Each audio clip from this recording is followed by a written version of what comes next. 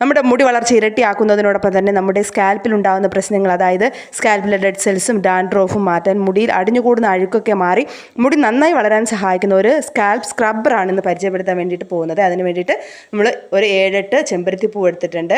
അതിനുശേഷം ഒരു 7-8 ഞവരയില എടുത്തിട്ടുണ്ട്. ഞവരയില ഓപ്ഷണലാണ് കേട്ടോ, ജലദോഷമുള്ളവർ മാത്രം അത് ആഡ് ചെയ്താൽ മതി. ഞവരയില അല്ലെങ്കിൽ നമ്മുടെ തുളസിയുടെ ഇല എടുക്കാവുന്നതാണ് കേട്ടോ. അതിനുശേഷം ഒരു പാത്രത്തിലേക്ക് കുറച്ച് വെള്ളം വെച്ചിട്ട് അതിലേക്ക് നമ്മുടെ ഫ്ലാക്സ് സീഡ് 2 സ്പൂൺ ഇടുന്നുണ്ട്.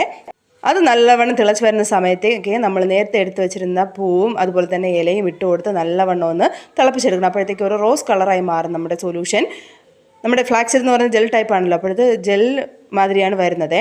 ഇത് തണുത്തതിന് ശേഷം നമുക്ക് തലയിലേക്ക് അപ്ലൈ ചെയ്ത് കൊടുക്കുക. അപ്ലൈ ചെയ്തിട്ട് നോർമൽ വെള്ളത്തിൽ കഴുകി കളയാവുന്നതാണ്. നമ്മുടെ ഫ്ലാക്സ് സീഡിൽ ധാരാളം ന്യൂട്രിയൻസ് അടങ്ങിയിട്ടുണ്ട് കേട്ടോ. പൊഴിഞ്ഞു പോയ മുടിയുടെ സ്ഥാനത്ത് പുതിയ മുടി കിളിർക്കാനും ഇത് സഹായിക്കും. അതുപോലെ തന്നെ നമ്മുടെ ചെമ്പരത്തിയുടെ കാര്യം നമ്മൾ പ്രത്യേകം പറയേണ്ട കാര്യമില്ല. ഇതെല്ലാം നമ്മുടെ മുടിയുടെ വളർച്ചയെ സഹായിക്കുന്നവയാണ്.